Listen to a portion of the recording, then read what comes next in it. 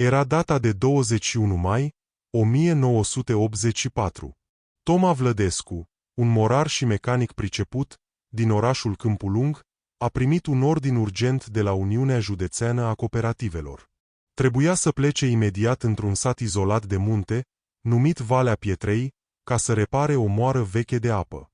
Moara se oprise cu 3 zile în urmă, sacii cu grâu se adunau stivă, iar oamenii rămăseseră fără făină și nu mai aveau din ce să-și facă pâine. Alți meseriași refuzaseră lucrarea. Spuneau că e prea departe, că drumul e distrus și condițiile sunt grele. Nimeni nu voia să-și bată capul. Dar Toma a acceptat pe loc, nu era omul care să se sperie de greutăți și se obișnuise să lucreze în locuri uitate de lume. Și-a strâns sculele, ciocane grele, dălți, ferăstraie, rindele, chei de toate mărimile, vaselină, cuie și șuruburi. A luat tot ce credea că îi trebuie pentru o reparație serioasă. Le-a încărcat cu grijă în bena camionului său, un SR 113 bucegi, bătrân dar rezistent. S-a urcat la volan și a pornit spre nord, pe drumurile de țară. Primii 50 de kilometri de asfalt au trecut ușor. Dar apoi a început chinul. Drumul pietruit s-a terminat și a dat de pământ, grod adânci și bălți mari, rămase după ploile de primăvară. Camionul patina și se zdruncina din toate încheieturile. Toma schimba viteza în treapta inferioară, trăgea de volanul mare și mergea înainte cu încăpățânare. Nu se dăduse bătut niciodată în viața lui și nu avea de gând să înceapă acum. După 4 ore de zdruncinătură continuă, a intrat în Valea Pietrei. Era un sat mic, cu vreo 20 de case înșirate de-a lungul singurei ulițe. Casele păreau că se lipesc de coasta muntelui, de frică să nu alunece. Deasupra lor, pădurea se ridica întunecată și deasă. Jos, râul trecea zgomotos, cu apă repede și rece. Undeva, mai ferită de sat, stătea o clădire mare din lemn, cu o roată de apă uriașă. Era moara. Roata stătea pe loc, apa curgea pe lângă ea, printr-un canal de scurgere. Era clar că mecanismul e rupt. Toma a tras camionul mai aproape, a oprit motorul și a coborât din cabină. Și-a întins picioarele amorțite după drumul lung și a tras aer adânc în piept. Din moară au ieșit 4 femei tinere, îmbrăcate în haine de lucru și cu șorțuri din pânză groasă. Aveau părul strâns sub basmale, ca să nu le intre praf. Toma s-a oprit și le-a privit. Prima era înaltă și slabă, cam de vreo 30 de ani. Avea o față serioasă, buzele strânse și o privire grea, de parcă te cântărea din ochi. A doua era ceva mai scundă, cu fața rotundă și un zâmbet larg pe buze. Avea ochii căprui și veseli și i-a făcut imediat cu mâna, prietenește. A treia era roșcată. O coadă groasă, de culoarea focului, îi ieșea de sub basma.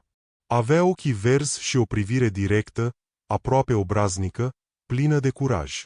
A patra era cea mai tânără dintre toate, slăbuță și palidă la față. Stătea mai în spate, ascunsă după celelalte, și se uita speriată și rușinoasă la bărbatul străin. Prima femeie s-a apropiat, și-a șters mâinile de șorț și i-a întins mâna. Strângerea ei a fost tare, bărbătească. Bună ziua! Dumneavoastră sunteți meșterul de la raion? Eu sunt Maria Lupu, șefa Mori. Iar ele sunt fetele mele, lucrătoarele. Toma i-a strâns mâna și a dat din cap scurt. Toma Vlădescu, morar și mecanic. Am venit să văd ce are mecanismul. Arătați-mi ce s-a întâmplat, a spus el direct, fără alte politețuri. Maria l-a condus înăuntrul Morii. Celelalte 3 fete au mers în urma lor, fără să scoată o vorbă, dar îl studiau pe meșter cu mare curiozitate. Înăuntru mirose a făină proaspătă, a lemn vechi, a ulei de mașini și a umezeală de la râu. Sub podea, pietrele de moară uriașe stăteau nemișcate. Axele și roțile dințate erau încremenite. Totul era acoperit de un strat gros de praf alb de făină. Maria a arătat spre axul principal, o bârnă groasă de metal. Uite, aici s-a blocat acum 3 zile. A pocnit puternic și s-a oprit totul. Nu se mai mișcă niciun milimetru. Toma s-a lăsat pe vine, a scos o lanternă și a început să cerceteze mecanismul. A încercat să învârtă axul cu mâinile, dar era înțepenit rău. A luminat printre roți și a văzut problema. E clar, a zis el scurt, ridicându-se. S-a forfecat pana de siguranță de la suprasarcină. Și cred că s-a deplasat și axul. Trebuie demontat tot, pusă o pană nouă din oțel și reglat totul de la zero. Maria s-a încruntat, îngrijorată. Cât durează? Oamenii așteaptă făina. Ni se aduce grâu în fiecare zi și nu mai avem unde să-l depozităm. Toma a făcut un calcul rapid în minte. 3 sau 4 săptămâni de muncă, cel puțin. Poate chiar o lună, dacă mai găsesc și alte piese stricate când desfac totul. Maria a oftat greu, parcă i s-a lăsat o greutate pe umeri. Asta e. Nu avem ce face. O să locuiți aici, la moară. Avem o cameră liberă sus, în pod. Fata cu fața rotundă a intervenit repede, cu voce veselă. Eu sunt Nadia. Mă ocup cu livrarea făinii prin sate, cu căruța noastră. Nu vă faceți griji, domnule Toma, o să vă hrănim bine. Nu vă lăsăm să muriți de foame aici la noi. Roșcata a adăugat cu un zâmbet ironic în colțul gurii. Sanda. Mă cheamă Sanda Moraru. Eu răspund de mecanisme și de unsul roților. S-a uitat la el lung, de sus până jos. Sper că sunteți meșter adevărat, nu vreun cârpaci venit de la oraș care doar se face că muncește. Toma i-a susținut privirea calm. De 20 de ani repar mori, domnișoară. Nu fac treabă de mântuială niciodată. Puteți sta liniștită. A patra fată s-a prezentat abia auzit, cu ochii în pământ. Livia. Eu mă ocup de gospodărie. Mulg vaca. Am grijă de grădină. Toma a dat din cap spre toate. Îmi pare bine, fetelor. Hai să ne apucăm de treabă. Cu cât o repar mai repede, cu atât plec mai repede acasă. Maria i-a arătat camera de sus. Era mică, de vreo 10 metri pătrați, cu un pat simplu, o masă, un taburet și o fereastră care dădea spre râu. Aranjați-vă lucrurile. Cina e gata într-o oră. Veniți în casa noastră, e chiar alături. Acolo e bucătăria mare. Toma și-a descărcat sculele din camion, a cărat lada grea sus și și-a aranjat totul pe rafturi, ordonat, așa cum îi plăcea lui. S-a spălat cu apă rece de la un laian și-a schimbat cămașa prăfuită cu una curată și, la ora stabilită, a mers la masă. Casa lor era solidă, din bârne de lemn, cu 2 camere și o bucătărie spațioasă unde duduia o sobă. Masa era lungă, de 8 persoane. S-au așezat să mănânce. Aveau cartofi prăjiți cu ciuperci de pădure, varză murată scoasă din butoi și pâine neagră, proaspătă. Pe masă era și un ulcior de lut plin cu lapte proaspăt muls. Toma mânca în tăcere. Fetele se tot uitau una la alta, făcându-și semne. Nadia nu a mai răbdat și a spart liniștea. Domnule Toma, dar dumneavoastră sunteți însurat? Că nu ne-ați zis. El a clătinat din cap, mestecând încet. Nu. Sunt burlac. Nevasta a plecat de mult, copii n-am. Trăiesc singur la căminul de nefamiliști din oraș. Nadia a făcut ochii mari, mirată. Cum așa?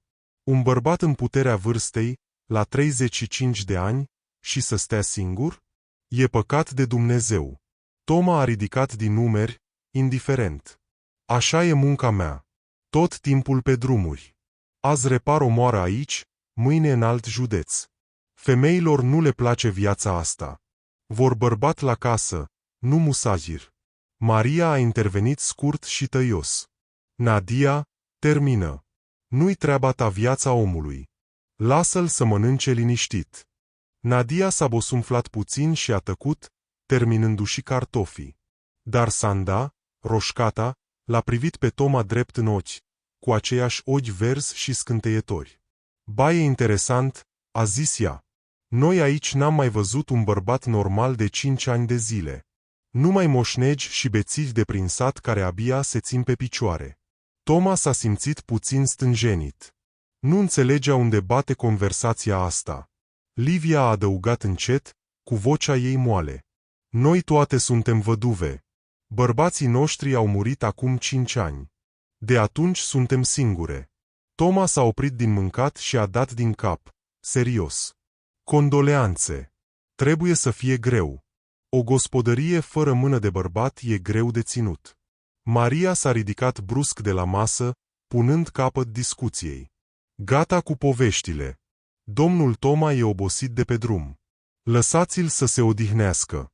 Mâine începe munca grea la moară. Toma a mulțumit pentru masă, s-a întors în cămăruța lui de deasupra morii și s-a culcat pe patul tare.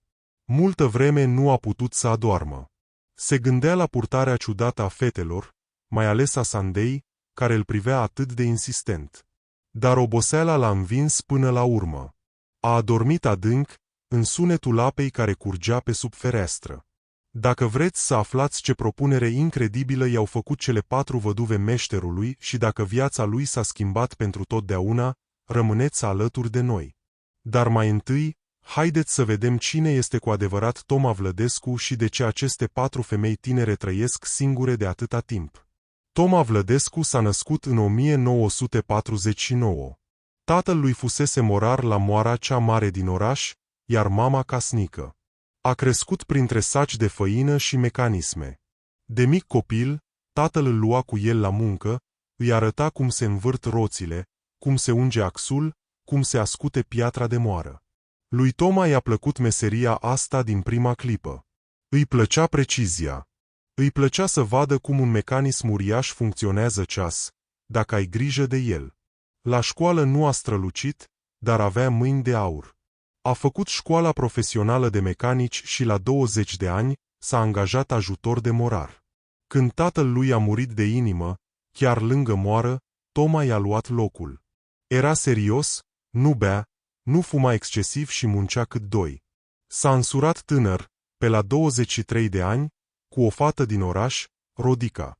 La început a fost bine, dar Rodica voia mai mult. Voia bani, voia haine scumpe, voia să meargă la mare în fiecare an.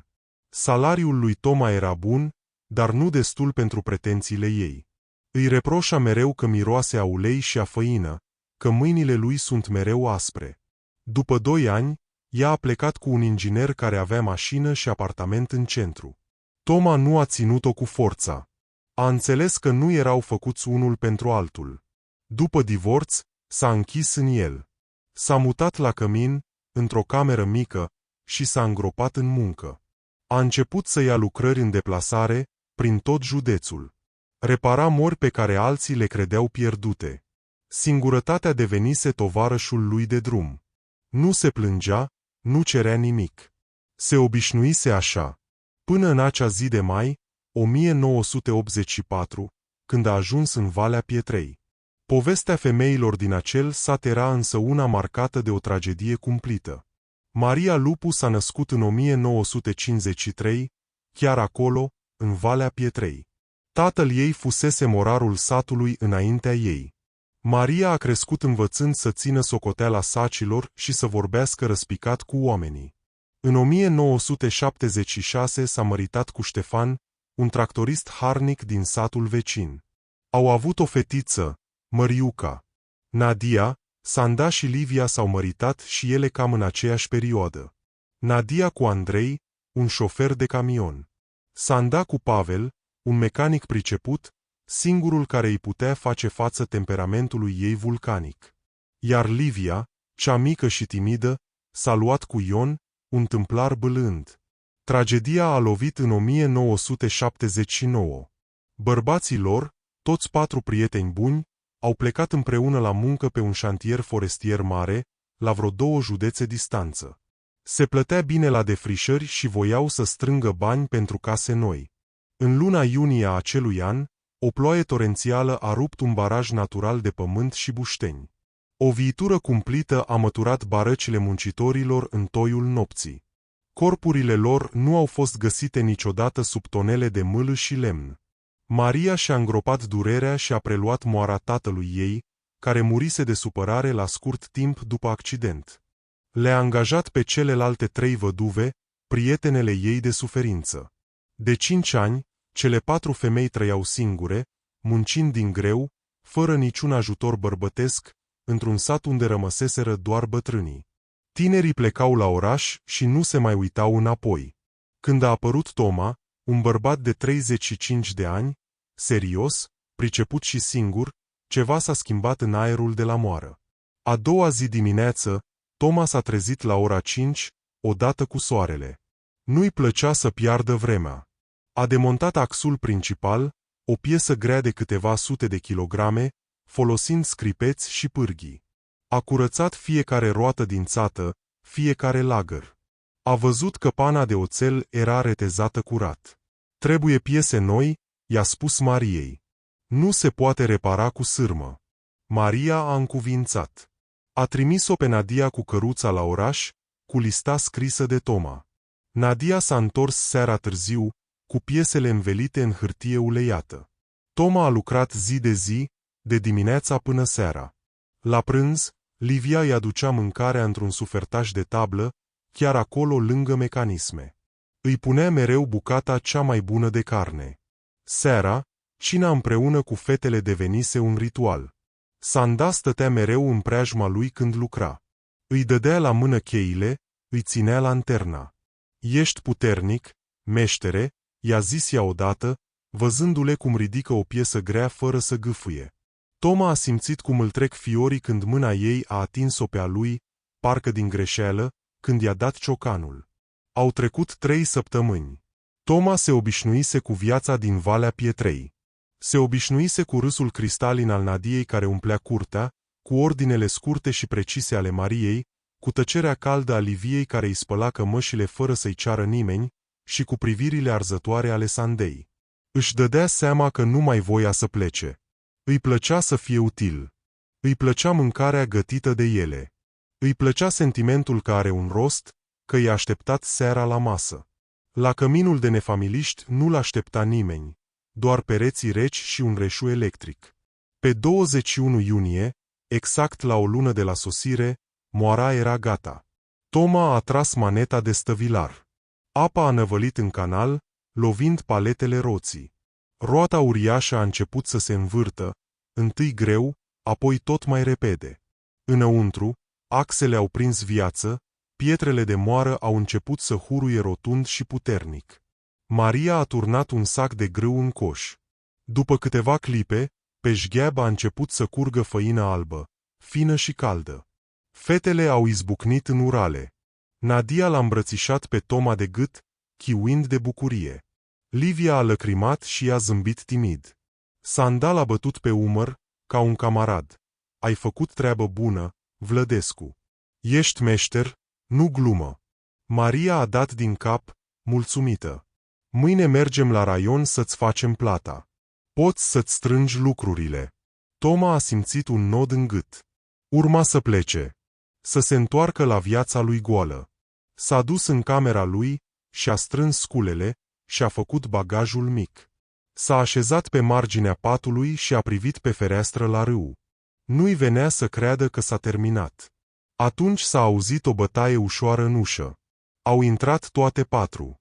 Maria prima, serioasă ca un judecător. Celelalte în spatele ei. S-a întâmplat ceva? A întrebat Toma, ridicându-se îngrijorat. S-a oprit moara? Nu, moara merge ceas, a zis Maria. Avem o altă problemă. Una mai serioasă. S-a așezat pe scaun, iar fetele au rămas în picioare. Domnule Toma, noi am făcut un consiliu aseară. Și am venit să-ți facem o propunere. Toma se uita la ele, nedumerit. Ce propunere? Vrem să rămâi aici.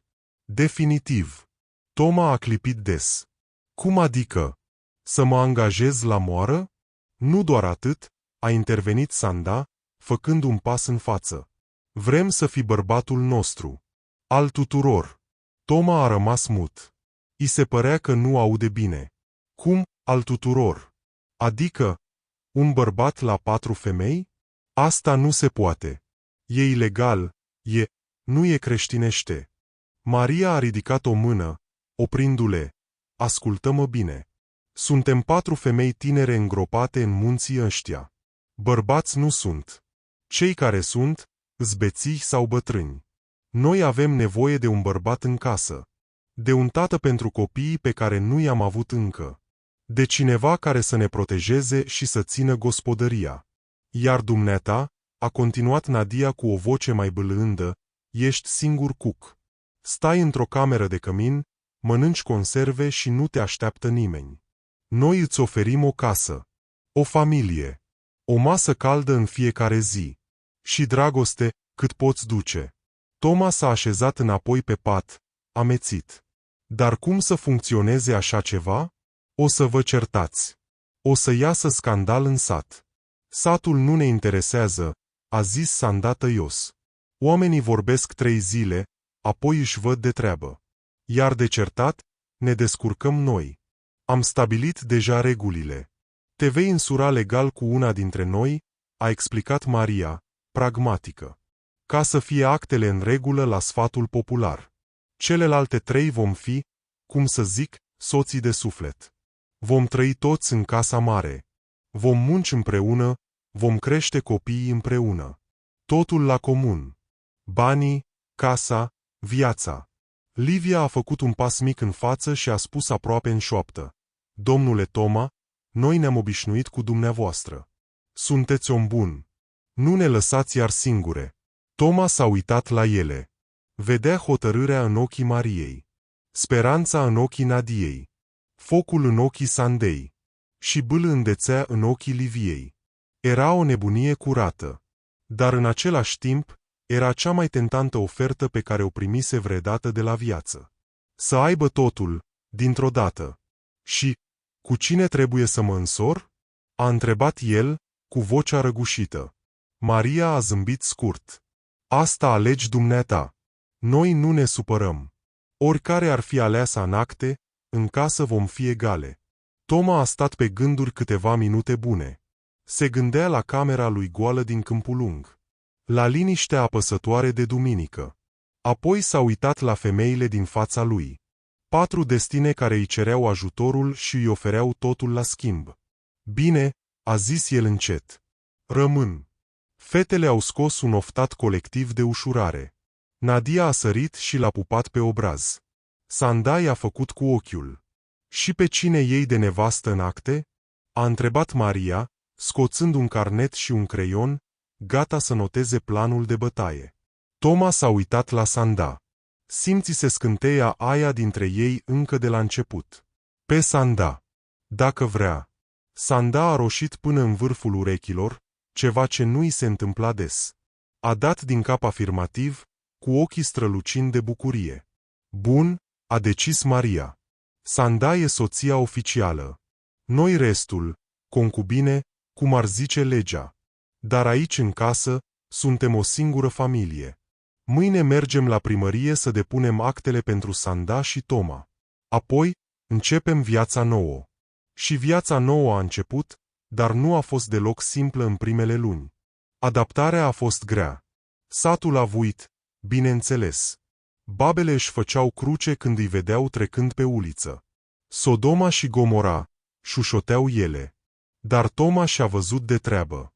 A reparat gardurile, a tăiat lemne pentru iarnă, a făcut moara să producă bani frumoși. Când oamenii au văzut că făina e bună și morarul e cinstit, au început să tacă. Nevoia de pâine e mai mare decât nevoia de bârfe. În casă, Maria a organizat totul militărește. A pus un calendar pe perete în bucătărie. Luni e rândul meu la gătit și la curățenie, a zis ea. Marți Nadia, miercuri Sanda, joi Livia. Și tot așa. Nadia a râs. Și nopțile, Maria? Tot pe calendar le punem? Toma s-a făcut roșu ca racul. Maria a rămas impasibilă. Nopțile sunt treaba voastră cum vă înțelegeți, dar să fie liniște și pace. Să nu aud certuri dimineața. Și, în mod miraculos, s-au înțeles. Toma a descoperit că fiecare femeie îi oferea altceva, completându-le perfect. Cu Maria, discuta despre afaceri, despre bani, despre viitor. Ea era partenerul lui de încredere, stânca pe care se baza. Cu Nadia, râdea. Ea îl învăța să se joace, să nu mai fie atât de încrâncenat. Casa răsuna de glumele ei. Cu Sanda ei bine, Cu Sanda descoperea o pasiune pe care nu o crezuse posibilă. Ea îl făcea să se simtă cel mai puternic bărbat din lume. Iar Livia era limanul lui de liniște. Când era obosit sau supărat, se ducea la ea. Ea nu punea întrebări, doar îi punea capul în poală și îl mângâia până adormea. Banii se adunau în cutia de tablă a Mariei. Salariul lui Toma, câștigurile de la moară, vânzarea legumelor și a laptelui. Trăiau bine. Mai bine decât oricine din sat. Dar adevărata provocare a venit după 3 luni, când Sanda a venit la masă și a anunțat, cu o voce puțin tremurată: "Cred că sunt gravidă." La scurt timp, Maria a făcut același anunț. Apoi Nadia. Și în final, Livia. Soarta, sau poate aerul tare de munte, făcuse ca toate 4 să rămână însărcinate aproape în același timp. Toma s-a așezat pe scaun, simțind cum îi se înmoaie picioarele. Urma să fie tată. Nu odată, ci de 4 ori, dintr-o lovitură. Primăvara anului 1985 a fost cea mai lungă și mai zgomotoasă din istoria casei de la moară. În luna mai, Sanda a spart gheața. A avut un travaliu greu, de 10 ore. A înjurat și a strigat de s-a auzit până în sat, dar a adus pe lume un băiat zdravăn, de 4,5 kg. I-au pus numele Petru, ca pe tatăl lui Toma. Toma a plâns ca un copil când și-a ținut primul fiu în brațe. O lună mai târziu, în iunie, a născut Maria. Ea nu s-a plâns. A muncit la moară până i s-a rupt apa, apoi s-a dus în cameră și, în 4 ore, a născut o fetiță mică și serioasă. I-au zis Ana. În iulie a venit rândul Nadiei. Ea râdea și între contracții. "Iese morarul mic," striga ea veselă. A născut un băiat, pe Sergiu, care a început să urle din prima secundă și nu s-a mai oprit un an. În august, ultima a fost Livia. Ea a născut greu, cu frică. Toma a stat lângă ea tot timpul, ținând-o de mână și ștergându-i fruntea. A născut o fetiță, pe Oana, care semăna leit cu ea. Dintr-o dată, casa s-a umplut de scutece, plânsete și miros de lapte fiert. Era un haos total, dar un haos organizat. Maria a făcut imediat graficul. Sanda alăptează acum, Livia spală scutecele, Nadia le calcă, eu fac mâncare pentru toată armata asta. Toma căra apă de la fântână cu gălețile, până îi cădeau mâinile. Seara, cădea lat de oboseală, dar fericit. Avea 4 copii dintr-o dată. Casa nu mai era goală. În 1990, imediat după Revoluție, a venit al 2-lea val. Sanda a mai făcut o fată, Mărioara. Maria a făcut un băiat, Victor. Nadia a făcut o fată, Vera. Iar Livia a încheiat plutonul cu un băiat, Ionuț. 8 copii. 8 guri de hrănit. Anii 90 au fost grei pentru toată țara. Fabricile se închideau, banii nu mai aveau valoare, oamenii rămâneau pe drumuri. Dar la Valea Pietrei, familia Vlădescu o ducea bine. Moara mergea zi și noapte. Oamenii aveau mereu nevoie de făină, oricât de grele erau vremurile. Toma primea plată în bani, dar și în natură, un purcel, o găină, saci de cartofi. Copiii au crescut împreună ca frații. Nu conta cine a născut pe cine. Pentru ei, toate cele 4 femei erau mamă. Era mama Maria, mama Sanda, mama Nadia și mama Livia. Dacă unul făcea o boacănă, îl certa care îl prindea prima. Dacă unul se lovea, îl pupa care era mai aproape. La școală, mergeau în grup, ca un mic batalion. Ceilalți copii din sat îi strigau clanul morarului. Nimeni nu avea curaj să se lege de ei. Petru, cel mare, era înalt cât ușa și îi apăra pe toți. Ana era deșteaptă foc, îi ajuta pe toți la teme. Sergiu era glumețul clasei, iar Oana, cea cu minte, era preferata învățătorilor. Toma i-a recunoscut pe toți la primărie. Toți 8 purtau numele de Vlădescu. Funcționarii de la starea civilă se uitau la el cu ochi mari, dar nu comentau. Toma era un om respectat. Era domnul morar. Timpul a trecut repede, ca apa pe canalul Mori. În 2005, Toma a ieșit la pensie. Avea 56 de ani și spatele îi spunea că a muncit destul. I-a predat moara lui Petru, fiul cel mare al Sandei, și lui Ionuț, băiatul Liviei, care moștenise talentul la mecanică. Ceilalți copii au plecat la oraș, s-au făcut ingineri, profesori sau asistente medicale, dar veneau acasă în fiecare duminică. Curtea se umplea de mașini și de nepoți. Toma stătea pe bancă, la poartă, și se uita la familia lui uriașă. 4 femei care îmbătrâneau frumos lângă el și o livadă plină de nepoți. Ai făcut treabă bună, Vlădescu, îi spunea Sanda, așezându-se lângă el și punându-i mâna pe genunchi. Noi am făcut, o corecta el. Fără voi, eram și acum un singuratic într-o cameră de cămin. Prima a plecat Maria. În 2014, inima ei mare și obosită a cedat. A murit așa cum a trăit, dând ordine până în ultima clipă despre cum să se facă pomana. Toma a plâns-o mult. Ea fusese stâlpul casei, generalul care ținuse Armata Unită. În 2017, s-a stins Nadia. O boală rea a luat-o în câteva luni. Casa a devenit dintr-o dată tăcută. Nimeni nu mai râde așa cum râdea ea. Toma a murit în 2019, la 70 de ani. S-a culcat seara și nu s-a mai trezit dimineața la ora 7, cum făcea de o viață. A plecat liniștit, știind că a lăsat totul în ordine.